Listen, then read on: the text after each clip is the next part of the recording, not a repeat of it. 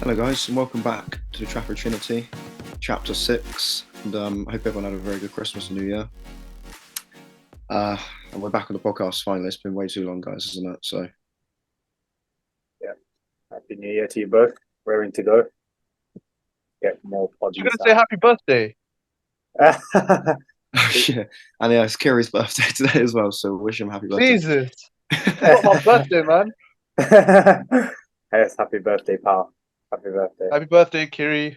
Cheers, guys. My voice is struggling today, so I'm going to be hosting, but I'm going to try to input as much as possible. These two guys went to the game yesterday against Bournemouth, so they've got the perfect insight on what was an impressive win. So, Aaron, what do you think about the game? Yeah, really good game in terms of the final scoreline. I think in the first half, we weren't at our best, but um, we grew into the game. I think second half, we played some really good football. I mean, 3 goals, 3 points, a clean sheet. Can't really complain. Yeah, it's a really good game to go to. Should have probably started with Kiri considering it's his birthday, so we'll go. Oh my god. Terry probably feels so disrespected right now. um I would say it was a great game to go to. The goals were fantastic. I thought we played really well. It was very efficient. We definitely controlled the game, and I think the result was fair given the team we played at the start. I think it's a rare time recently that we've expected to win when you go to the game or watch it like I did. We didn't expect to not win. Like last season, the season before, there's so many games like that where we'd slip up or expect a 90th minute equaliser, something stupid like that. I was telling Aaron before the game. Last time I went to watch United was when we went to watch the Arsenal game when we won 3-2. And I think Ronaldo Ronaldo, scored a brace yeah, last season. yeah. You did, yeah. And I was so nervous for that game. But for this game, like literally right before kickoff, before we went up to our seats, I told Aaron, I'm actually not nervous. I'm actually pretty confident. And it's weird. And I think Ten Hag and the way he set the team up has just given me that confidence where Mm. we don't expect to lose these games. Like now after this result, I don't think we should be losing games to anyone outside probably the top 9. But that's what good teams that finish in the top four, which we'll discuss, do. You know, you win these games comfortably, Mm. or you find a way to get through. Like the Wolves game before wasn't a perfect performance, but we managed to find a way to win, and that's what good teams do. They win Yeah. somehow. You know, that's what Liverpool have been doing so much recently in previous seasons, and Man City. So Yeah, I think to add to your points, these are the sort of games where probably in previous seasons we would have potentially slipped up in. Like we actually have done all right against the big teams over the last years on the Ollie, etc. But it's these sort of banana skin results at home to lesser teams that we struggled in. So yeah, to break down low blocks, and find ways to beat them, I think that's really encouraging. mm. Like I know people are saying, "Oh, it's only Wolves, Nottingham Forest, and Bournemouth," but like I said, these are the sort of games that we probably would have struggled in. So um, it's definitely very very encouraging. I feel like I don't know what you guys think, but I just think at this team just has a bit more identity about it, where each player seems to know their role a lot more than they did in previous years. You know, Yeah. obviously Casemiro's come in, and we can discuss him all day. I think he's the Oh best mate, signing we've made for years, but I think class. that's why the defense looks a bit better. I don't know if you agree with that because Yeah, he's yeah. obviously sitting there makes the defense look. Yeah, 100%. I think yeah, watching him live was a pleasure. Like seeing him close up, just doing his thing, but like the way in which he just goes about his business, like a Rolls Royce of a player. Um, Hmm. and he can literally do everything, like score as he did yesterday, play good passes between the lines, which I don't think we've had since Carrick. Um, can also defend incredibly well. So yeah, watching him was absolute joy. Luke Shaw had a fantastic game. Like, yeah, Casemiro like did really well, and he's been putting in like man of the match level performances for like past few games, but Luke Shaw, Mm. like his passing, Jesus, and his goal was pretty good. That was my favourite Shortberto goals we Carlos. scored. No, you should have lost. That's it. Yeah. Nah, Do you I think? mean, go on. Sorry. Do you think he's the best left back in the world Oh, at the Thereabouts. moment? Yeah, at the moment, I think so. Top three for sure. Like 100%. it's a form thing. I think I was shouting for him being the best left back in Europe in the Euros last year. You know, after on the back of a brilliant season with United in that lockdown season. I think prime Luke Shaw in good form is definitely up there. I would say that. It's just been consistency, which has been his problem. But Mm. yeah, yeah, his goal yesterday was super. Everything about it was brilliant. You know, the initial passing, the surge he made forward, it was brilliant. The way he got into the box as well, you know, he didn't just stand there and admire what he did. And then his finish with weaker foot as well, first time, it was a superb Good goal. finish. Well, yeah, wonderful goal and a really good team move as well. Like that's Ten Hag ball, you know what I mean? Like pass and move. We never used to really score these goals under previous managers. I can't lie. So it's actually refreshing to see us actually play good football. It's a sort of goal that Man City would score like every other week. So it's nice to see us score these kind of goals. Even the third goal Yeah. as well was really very well put. And Shaw also played a good part in that with the ball to Bruno. um, Van der Beek for the whole first half. I genuinely cannot tell what he's doing. Like I Yeah. don't think he actually made a significant um like indication of whether like we should keep him or not going forward. Like I can't lie, like if we're gonna sell him now. Like I just don't see what use we have for him. I mean, it's difficult though when you don't play for like 10 games and you get 25 minutes or But 10 minutes or 5 minutes. Obviously, in football, you have to take your moment. Like, I know that, but it is very, very difficult for someone like him to we get. started him and I can't lie, I was just watching him for like a good 10 minutes in a row, and I was just watching his movements. What he does is there was like Casemiro had the ball and he was like deep in midfield, right? And that I think both the wing players, he was telling Casemiro pass it to them, pass it to them, when he wasn't making himself available. And there was one moment where he was literally right near a player, literally like face to face, like probably 2 centimeters away, and he's calling for a pass. Like it just doesn't make any sense. His positioning, I don't know if he's doing it on purpose or if he's just trying to make himself Yeah. like.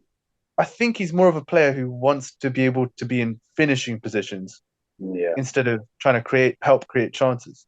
Yeah. Yeah. I agree. I agree. I think one other thing I noticed was he kept making off the ball runs, which I think is okay.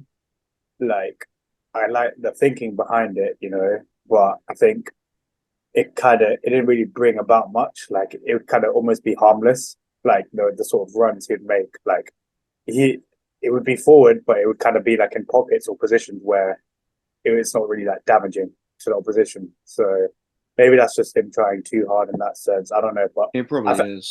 he's just not in sync with the midfield and with his midfield colleagues and just the game and the flow of the game itself. He's so out of it and sad to see. But yeah, I do think should definitely think about selling him. Well, then And on the other hand, you can talk about Wan-Bissaka and how he's come back into the team when 95% of United fans thought he was gone. He's come back in the team and he's actually played quite well, in my opinion. I don't know what you think, but I thought he's been quite good. He I was good think against watching him Wolves. live, I think watching him live, his defensive work was good. But going forward, it is painful to watch. Like you can tell the players just don't trust him going forward. Like he makes Mm, those runs, but Anthony, like when he's available for the overlap and Anthony has the ball on the right wing, it's like he doesn't trust him. And mm, I Yeah, noticed during the game, Bruno switched to the right wing when Rashford switched to striker, and Bruno was just there. Like the disconnect between Bruno and Wan-Bissaka is crazy. Like Bruno can like switch it up with any player on the team, like do his flicks and stuff, but Wan-Bissaka, it's just like no one wants to give him the ball, yeah, which is fair enough. I disagree with that. I think he's come in and played quite well in the past couple of games, but obviously when you guys watching it yesterday, in person, you'll see him a bit more in terms of overlapping and I, communication.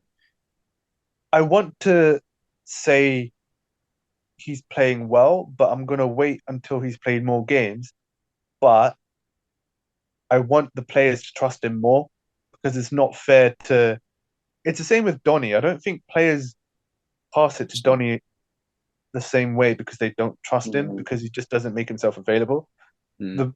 The difference is Wan-Bissaka does make himself available, but you know that he's not going to beat a man or put a cross in that's going to reach the yeah, player. yeah. I think the More often best, than not, his crosses don't like go past the first man.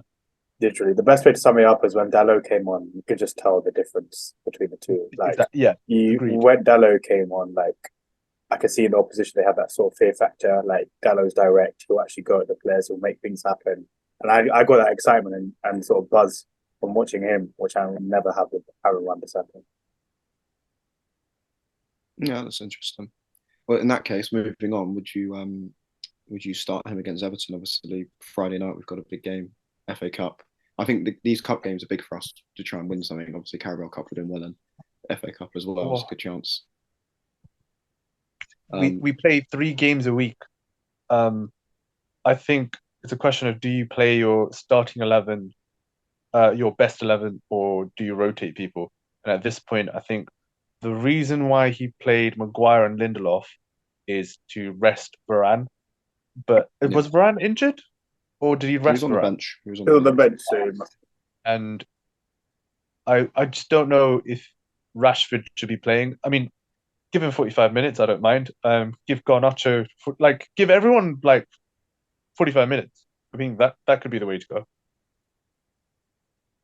Yeah, I think we do need to win these games though because I just think the cup chance Trophies. we got momentum at the moment. So Yeah. excuse me, cup chances are a good way to keep momentum going and also have a chance of actually winning something because I haven't won anything for so many years now. So So many it, years. Jesus. it's what coming up to 6 years, which is crazy. I think the question I have for you guys is out of the game on Friday night against Everton and then our League Cup quarterfinal against Charlton on Tuesday, which game would you prioritize more? um, Which cup are we more likely to win? For me, the Carabao. Carabao Cup. And that's But your then you're answer. playing Charlton, not That's what I Everton, mean. not That's why it's not a straightforward question, in my opinion. Although, if I was to answer it, I'd probably say Charlton, just because we're But further in the condition. to answer your question, we also have to think about who do we play straight after the Charlton game. which would be Manchester City at home Yeah, in the Premier League. So it's kind of like though both those games are important, but I feel like the next Premier League game is just as important because it's Man City, it's a derby, and on top of that, it's points to yeah, finish top four. I don't know, like trophy challenge, which we're never going to do. But do you get what I mean? Like, if you're thinking about Man City, you need to think about Man City and then plan backwards, sort of thing, yeah. I don't think Ten Hag works like that though. I think he takes each game as it game by comes. game, and he needs to. Yeah, I He Yeah, think needs you're right, Elliot. depends on who's available. I don't You're think right. he's thinking about Man City over Charlton at the moment. I, Of course, it's in the back of his mind, but I yeah, I think think he takes each game as it comes a bit more he than previous managers. definitely. I respect that. I think he values the cup competitions highly. Just success and winning trophies. Like that's what we need. So I would just to put it this way. I wouldn't mind him playing a. I'm not saying a full strength 11 against Charlton, but I wouldn't mind him playing a fairly decent team against Charlton. Like Mm. most of our good players. Because like I said, it's actually a really good opportunity to actually win something, which is So great. quick fire predictions for the Everton game. Who do you think is going to be goalkeeper? De Gea. Yeah, I'd say De Gea. I mean, I wouldn't change De Gea. No. Yeah, probably. Um, Does Alanga Then, play? yeah, oh those kind of no, players, I think so. Yeah, I think Elanga will definitely play. I can I say don't want him to play though. He looks so it. awful. I know, but I could imagine that. I don't think it'll be too big a drop off from Tuesday, but I think you'll see a couple of players like It's like a McTominay, school Elanga. kid. It's like a school kid turning up for five-a-side after school, but with a mustache. and beard. I mean, Yeah. that's one way of describing it. I'm not going to disagree with you. But he Yeah. just looks so out of place. Like No, he just doesn't look like he I, belongs on the same pitch. yeah, I agree. I think the same about another guy, a Scottish midfielder, but we'll save that chat for another time. Oy. Don't you talk about Scotty? Sorry, it's your birthday today. I'll be kind to you. Oh my God. Um, who's your predicted goal scorer for Man U and result as well as man of the match? Aaronth? uh, say 2-0 scorers. Could see Martial, maybe Garnacho, scoring. Man of the match. Maybe Martial, so I feel like he has good performances in him, just doesn't get the goals as often. But hopefully on Friday he'll do both. And Elliot, your Um, predicted score? I'm going to go 2-1 United. Fair. I'm going to Going go. to see. I'm going to go Garnacho, man of the match, and goal scorer. Oh, ooh, interesting. Fair enough. I am You? going to go with result 2-0. Man of the match, my boy the Butcher. Oh, sorry, your boy Elliot, The the butcher. Butcher He'll be Martinez. back. The butcher. He is. He will be. Hopefully. And yeah, goal scorer. I'm going to say Martial and Garnacho. For Jeez. sure. We're all on the same sort of lines then. Yeah. Yeah, Kiri's just Garnacho. copying me. Yeah. It's his Um, birthday, mate. Leave him. It's his Yeah, birthday. sorry. all right, guys. Thank you for watching our episode today. We've got more videos coming up, so do keep an eye on them on the channel. Otherwise, I will see you later. And guys, Thank you In very a much, bit. guys. Thanks for watching.